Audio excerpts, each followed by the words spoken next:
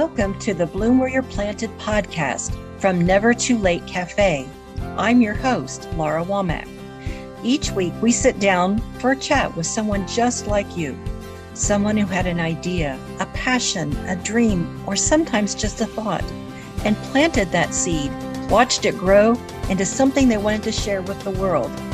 If you have an idea for a topic or someone that would be a guest for the Bloom Where You're Planted podcast, feel free to reach out to us on Facebook, where you can join our Never Too Late Cafe Facebook group. We'd love to hear from you. Welcome back to part 2 of our chat with Margaret Archambault. So you have done some public art. Can you share a little bit about that? Well, Louisville has the Alley Gallery program, which is a really neat, unique program. I think Ken Herndon was the one in charge of that. He basically put an open call out to artists in Louisville to send in images of their work. And what they do is they have contracts with people who own the buildings in the downtown area, and all the doors that go into their buildings in the alleyways or through parking garages or any door, they have an opportunity to come in and they look through this big giant portfolio of submissions from artists, and they get to choose a piece that they'd like to have put on their door.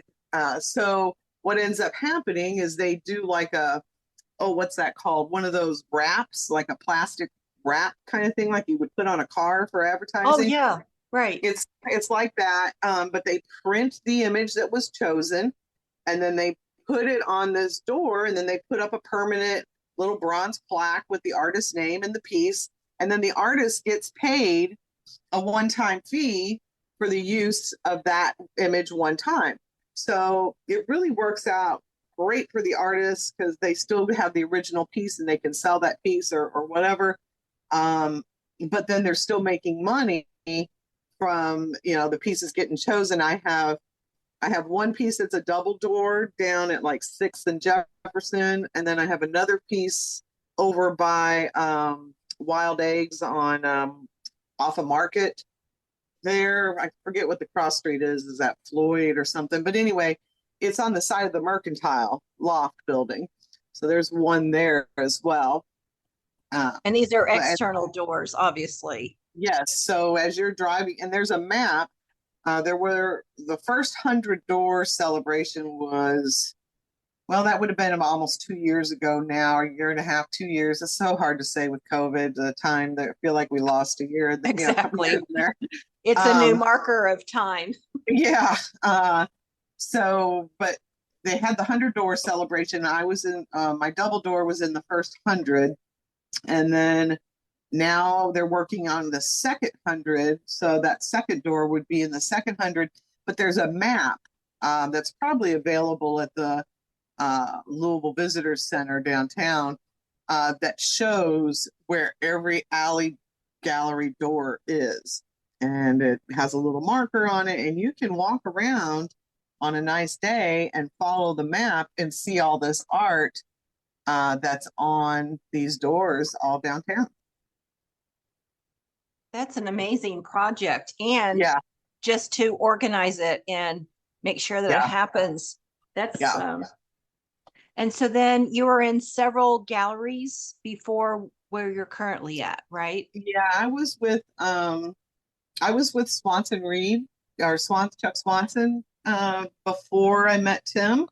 I had shown with Swanson Reed for several years. And then he had 2 locations. He had one on Bardstown Road and he had the one downtown on Market. And I showed in both of those locations. And then in 2009, I met Tim, and, everything, the rest is history on that. And so, but before Chuck, there's an artist here in Louisville who was pretty well known at the time. He's older now. His name is Bob Higgins. He had a gallery called the Anonymous Artist Gallery, and it was on, I forget the name of that street. I always forget. I think It's where the Walden Theater is, whatever street that is that cuts down to Lexington off Bardstown Road. Um, but anyway, he had a gallery there called the Anonymous Artist Gallery. And that would have been in, gosh, the 90s, late 90s, mid 90s. That was the first gallery setting I had ever shown in. For years, I, painted and paint, just painted to paint. And like, at the time it was my hobby, right? It wasn't my job. So I didn't really show work until the late 90s. And Bob Higgins was the first person to take work in his gallery. So, and all those locations, the streets, those are all in Louisville, Kentucky, correct? It's all in Louisville, yeah, yeah. Okay. And then you've done various shows, art shows. Yes, I've done a lot of art shows, both.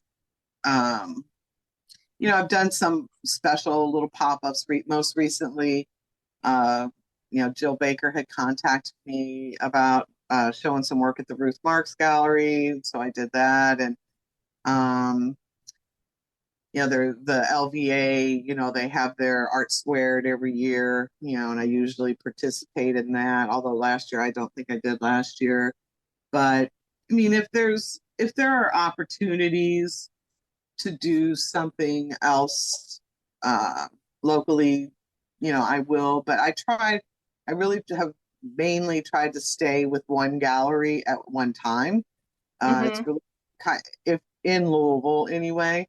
But in fact, my goal for this next year, if we're looking ahead, would be to submit there's some specific galleries in Chicago that I'm really interested in, that I'll probably be submitting to.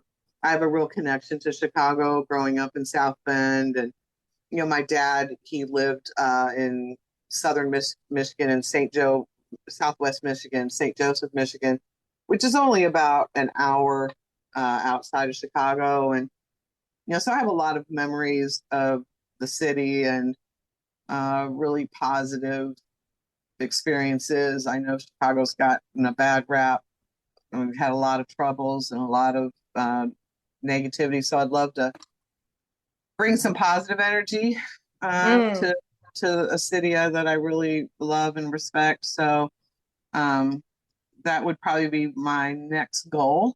If you see me something in the next 6 months that says I got into a gallery in Chicago, know that I'm very excited and happy about that. Because that is definitely on my bucket list for sure. Well, that's exciting because you have, some goals. You're looking at. I have no doubt that you'll end up there because. Well, good. Keep that in your mind. I like that. Well, you sound very forward thinking, goal driven, and that's usually what it takes to get yourself out there. And so, well, and let me I'm in your corner. Let me say one more thing too, for anybody who might be listening. The word goals, it always, for some, and it may just be me, but you always hear motivational speakers and other people, set these goals, do the goals. Goals can be intimidating. They can even be stifling. I look at a goal now more as another little task on a to-do list rather than some pinnacle I'm reaching, right? Because if you make it so high that it's unobtainable, or you convince yourself that it's unobtainable, then you're not going to be motivated to reach it. It becomes an impossibility. Oh, sure, it's my goal, to do whatever it is that you may do. In my mind's eye, I think of a goal as more of a, my goal today. Like today, my goal is to get to the store and get some cat litter, right? That's one of my goals. My goals are very, like, I know I can do it kind of thing. So that when I have a bigger goal, like I'm going to show in a gallery in Chicago, well, that's just as easy as going and getting some cat litter, right? I try to keep it in that same kind of level and not um, put myself in a position to be disappointed. You know what I mean? Disappointment can be a really stifling, demotivating thing. And, it might even stop. It's where people often quit, so don't set yourself up to quit. Just keep doing what you do each day. You have to do something. If you're a writer, you write one word on a piece of paper, then you've met your goal today. You wrote. If I'm a painter, I made one stroke on a canvas. I made a goal today. I painted today, because that is what it is. And when we do that, suddenly the next day, when you write two words on a piece of paper, suddenly, wow, I wrote today. Next thing you know, you've written a whole sentence. It's like, well, damn, I really wrote a lot today. So yeah, I think that it's important to keep goals uh, as uh, as obtainable as possible, I guess. Mm, real interesting perspective. And I want to go back before I forget. Sure. You mentioned Jill Baker a Yeah, couple of times. Did you yeah. know Jill before Wood Songs? I knew of her, but I didn't know her. We really hit it off really well. And I knew of Lee too. I've known Ron Whitehead for a really long time. Mm-hmm. And so Ron was my connection to Wood Songs. Mm-hmm. Ron and I have done a lot of things together artistically, and we've done a lot of shows together. And his other half, Jen, I've known them for a really long time. And when he asked me to be part of that Wood Songs, I thought, oh, well, it's, at Lee Pennington's place. I don't really know Lee that well, and I haven't really met Jill. So, yes, I'd love to do it. So, coming out there and being part of that was a really good experience, although it was hot as heck. Other than that, it was really, really good. And Jill and I just really connected, especially once she took me and showed me her studio. Oh And my. I mean, it was just so. Now, there's an example, right? There's an ideal studio, but it took Absolutely. Jill many, many years and years of painting and working before she could have that ideal studio. Had she Mm-hmm. quit, she would have never had it. So it's a great example of what you can do when you stay true to your passion, or whatever it is that you're driven to do. And that studio, once her and I walked in there, I was like, wow, holy cow, this is something, Jill. And she was just like, I know, right?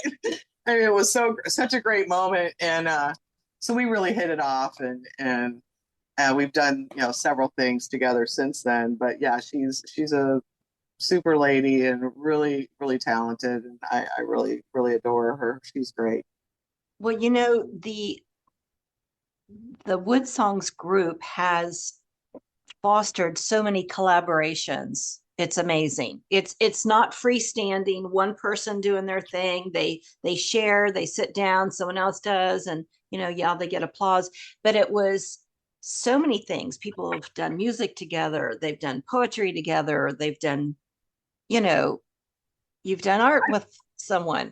I thought it was a great experience. I loved the Wood Songs experience. I thought it was terrific to bring all those different kinds of artists together in one Mm-hmm. place. I thought it was hilarious that listeners don't know, but there was a big lightning bolt during the breakout session where everyone's creating whatever it is they're creating. And later, when we all came together to share our work or whatever we had created, I think it was like 70% mentioned the lightning bolt in their creation somehow. And I just thought that was so terrific how it really not only did it prove that you were creating it right there and then, but it also just showed how the environment and how our world around us really affects us artistically, and how it's really up to us to notice these things or not. And Mm-hmm. I thought that was really, really a great moment. Well, I'm laughing to myself here because it's a wonder I didn't mention it because I went out to gather food that was outside before it Yeah. rained, and I was the only person outside when the lightning hit, and I didn't know whether to just stay or go. Was I going to Oh, get hit?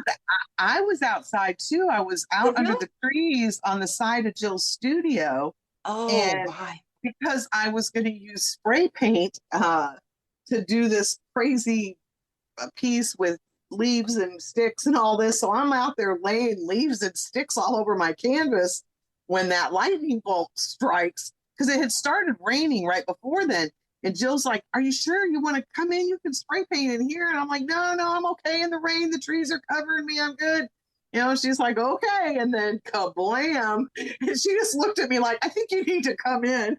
It was so funny. So my whole painting changed that at that moment. I lost the first half an hour of our 2 hours or whatever it was we had. And yeah, it was quite a moment for sure.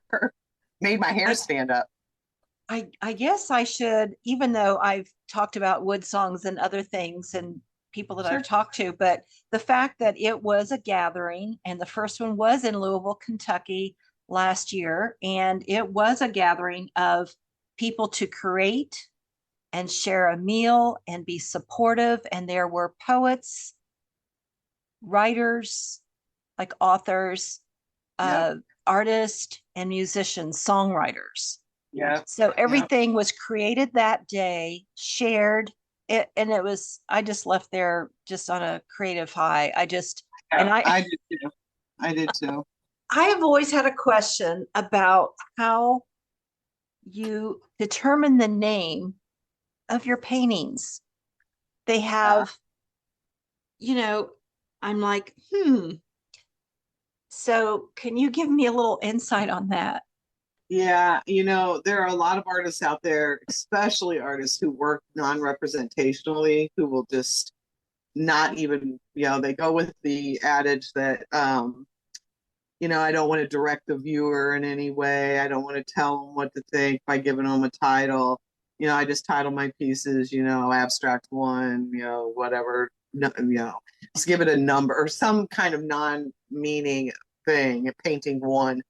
I am at completely the opposite. Um, for me, I really feel like my titles are a part of the art. Mm-hmm. And that I'm not necessarily directing the viewer as much as I'm adding to the piece. Um, so, if you were to look at any of my paintings, you'll see very there. I don't know that out of all the paintings on my website, I'm not sure there's a single untitled one. And if there is, it's so early that I couldn't remember what I titled it. And that's to me, it's really a reflection. Like I have a big piece in my studio here called "Even the Powdered Sugar Tasted Finer and Wider and Seemed Wider and Finer." Well, that's a quote from Madame Bovary. And when I painted this particular piece, it's an early painting, was at that time where I was kind of crossing over this idea of this perfect life I had built for myself, or so I thought, and really struggling with this idea of, is it really perfect? Is it? It's not. Why am I so miserable if it's so perfect? And Mm. that line, real and the piece for me is very personal. So every piece that I create, I feel like what's in my mind, it's my way of writing that in the painting, into the painting. So it's important to me to have the title because I feel like it really relates to what I might have been thinking about at the time, or what struggles I might have been going through, or what joyful things I might have been doing, or I have a painting that it's a long sold painting, but the title is "Party at Joey's House." And I just remember being young and going to lots of parties at Joey's house. I don't even know who Joey is, but I just that feeling of He's, being. he's representative of something. Yes, yeah, and it's just like, oh, what are you doing tonight? Oh, I'm going to a party at Joey's house, and that's how that painting felt, and I felt that way as I painted it I'm a very uh I, emotional painter, intuitive painter, if you will. Mm. You know, Mm-hmm. I paint my feelings onto the canvas or what I'm thinking about onto the canvas, and whether it turns into something depictive of a specific thing or it's completely non-representational just kind of depends on the day. But um, yeah, I think that the titles for me are a vital part of the painting. It's not complete until it's titled. Some people think it's complete once they sign it. Mine's not complete until those both of those things are there, title and the signature. Well, when I hear in the future, if I hear the term depictive abstraction, I'll say, I know who coined that You phrase. do do that because I've even, this is so terrible, but I've started a hashtag on my Instagram. So even occasionally if I put a depictive piece up, I'll do hashtag depictive abstraction just so, and it's on there now. So there's like whatever 40 posts with that in it. But I am the one who started that. That is I coined that phrase. Oh, We'll see if it catches maybe on. better. Yeah. So let's go way back and how you actually got started doing what you're doing, your art. Oh goodness. That would be, I mean, I've always been inclined to be creative. You know, when I was young, graveyard, primary school, I was a bit of a geek, right? I had freckles and really long hair in that movie, that Stephen King movie, Carrie, had come out not too long Mm. ago. I looked a lot like Carrie back then. And so, you know, my mom wouldn't let me wear makeup. And, you know, I got into the seventh and eighth grade and it was just constant, you know, and it was just, but the one thing I could do that other people couldn't is I could, you know, unless they were in art class with me, was go to art class. And it made me feel like I had something unique that they could, you know, call me Carrie all day long, but I could do this and you can't, you know. So for me, it was I guess a way to feel like I had something to offer as an individual. And then as I got older, I started painting.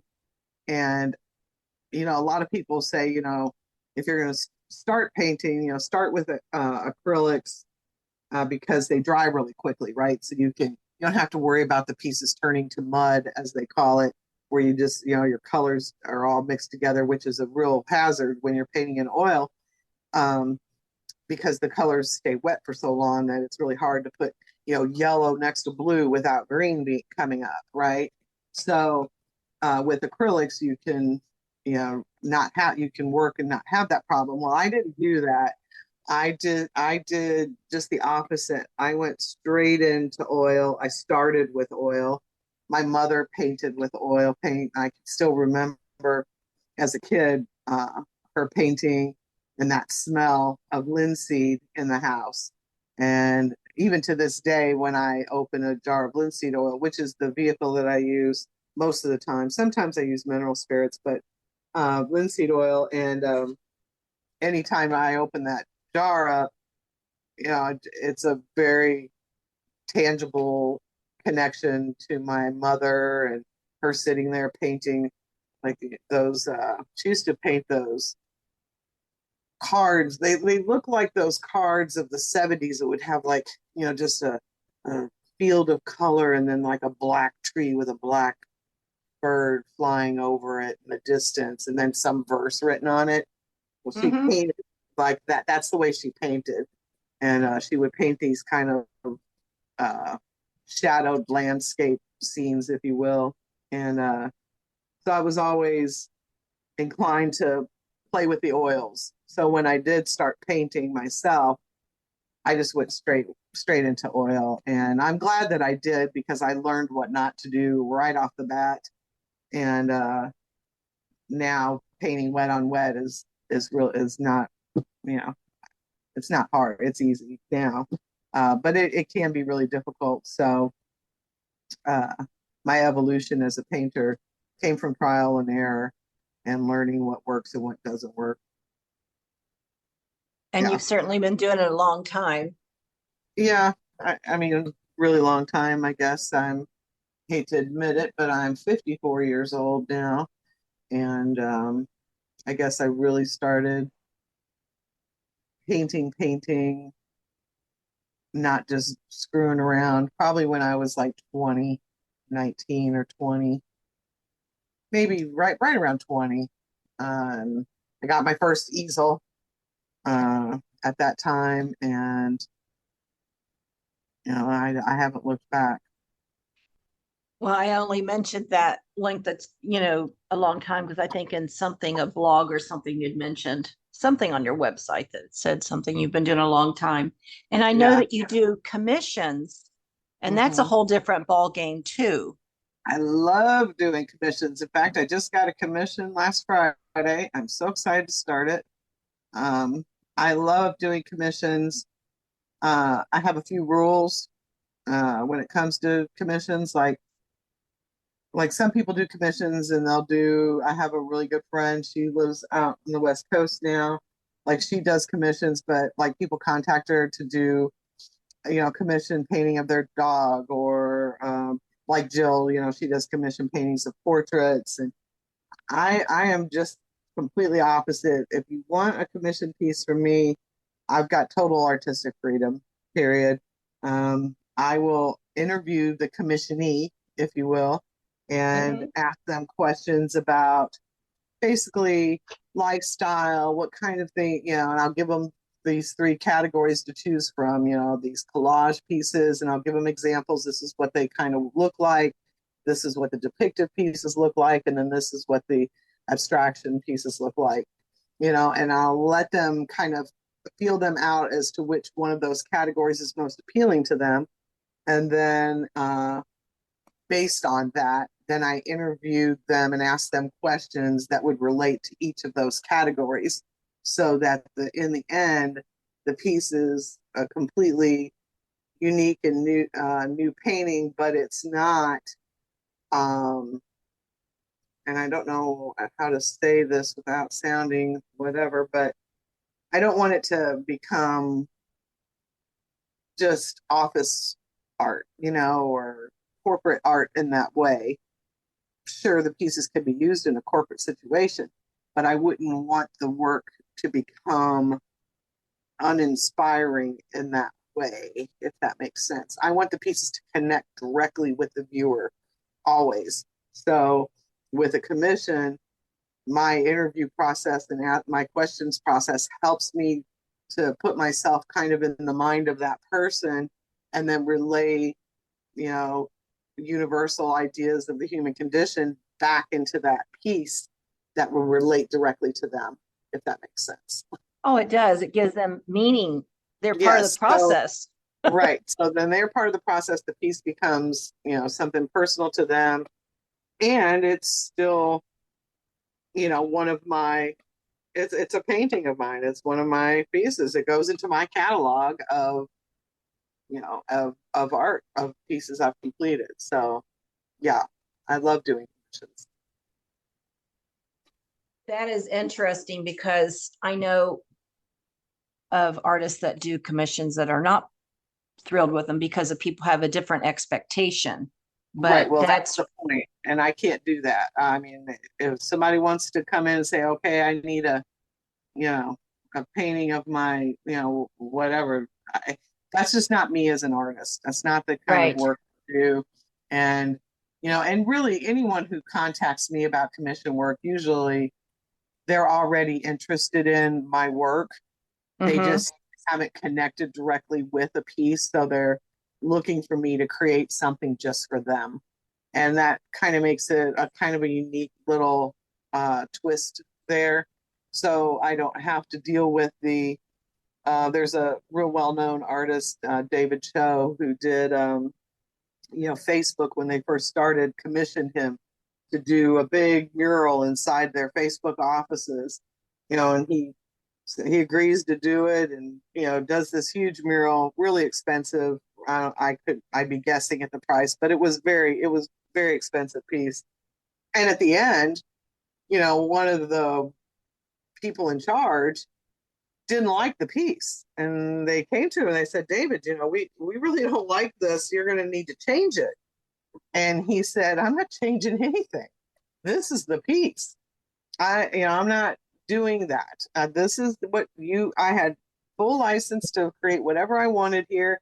And this is what I've created.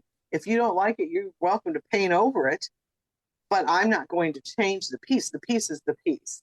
And I just love that because, I've had, I know another artist, she did a family portrait thing and they just kept coming back. Well, we don't really like the way this looks. We don't like the way that looks. Right.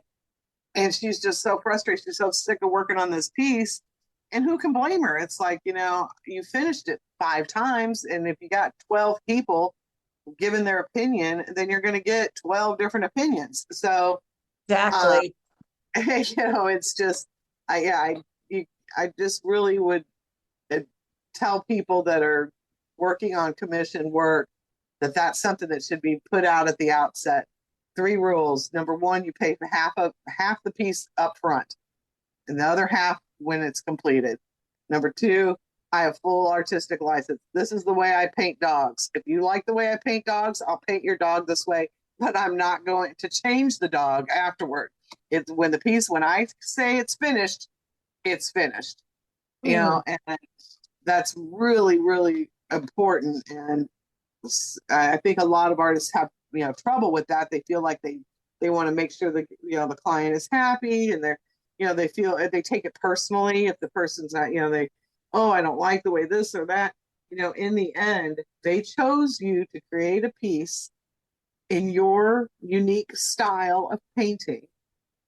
And when you say the piece is complete, then it's complete.